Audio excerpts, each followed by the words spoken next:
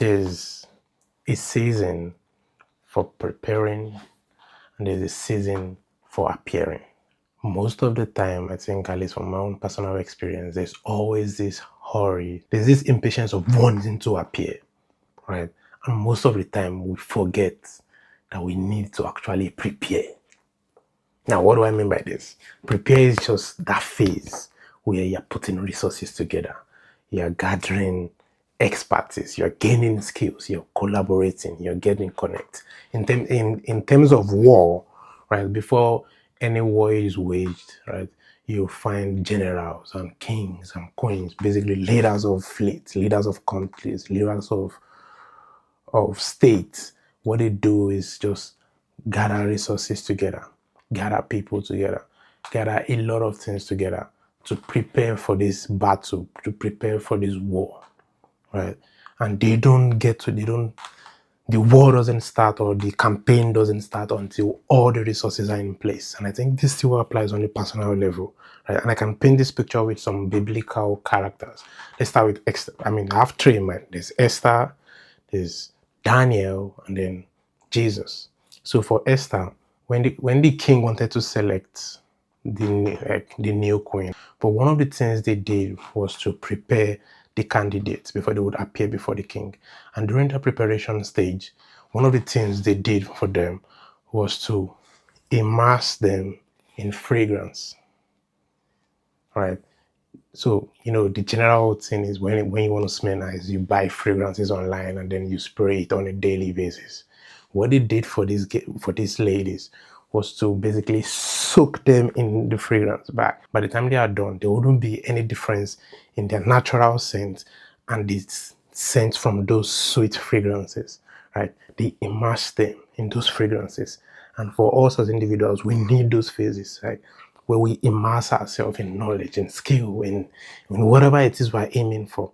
And then the second example is Daniel. When King Nebuchadnezzar was trying to give some of the Israelites to put them in positions in government or basically just integrate them into the system. So one of the things they did for them was to maybe change their names and then started training them in the ways of the land and the laws of the land, training them and then feeding them differently, right? And for Daniel and his gang, like Shadrach, Meshach, and Abednego, they decided that they wouldn't defile themselves with the food of the king. And the other, I think they wanted beans. I can't remember the full story. But the point is just, you see, like one thing you would find with the seasons of preparation is just some bits of consecration and sacrifice and some bits of fasting. Like basically you're saying, I'm mentally preparing myself. I'm physically preparing myself for something important, right? And then the last example is Jesus, right? So he's been on earth for 30 years, and after his baptism, right, he goes into the wilderness for 40 days and 40 nights, and it was what? Fasting, right? Probably meditating and praying too. Right? You see that season of seclusion and then preparing himself for the journey to come, right? Preparing himself for the things he needs to do, right? And I think for us, at least on a personal level, one way I think it works is like preparing for something. For example, the simplest way I can relate with anyone with, you're preparing for an exam, right? What do? You immerse yourself in the necessary material you need to learn. You would read and watch videos and revise your notes, do all of those things, right? Because you're preparing to appear, right?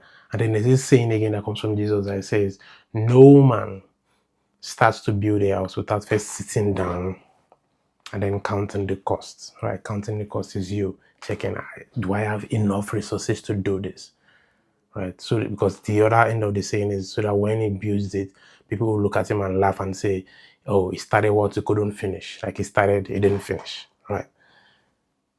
So you sit down, then you analyze, you count the cost. What do I need? Okay, what don't I have? And then you prepare those things. Just like I said with the campaign of war, before war is waged, before any war campaign is started, they gather resources, they prepare, they gather everything, they prepare the troops, they prepare them skills, they give them weapons, food, all the form of finances and skills that are needed. Everything is put in place, strategies, right? Leadership, everything is put in place. Then they get started because how well you perform when you appear on stage or at an exam or whatever it is you're aiming for, whatever it is you're trying to do. You're launching a product. How well you prepare your product, how well you build it, right? How well you prepare for the marketing campaign. Preparation, right, impacts how well you would appear before the marketplace, before the people, for your professors, right? And again, it's just me saying, do not be in an hurry to appear that you forget to prepare.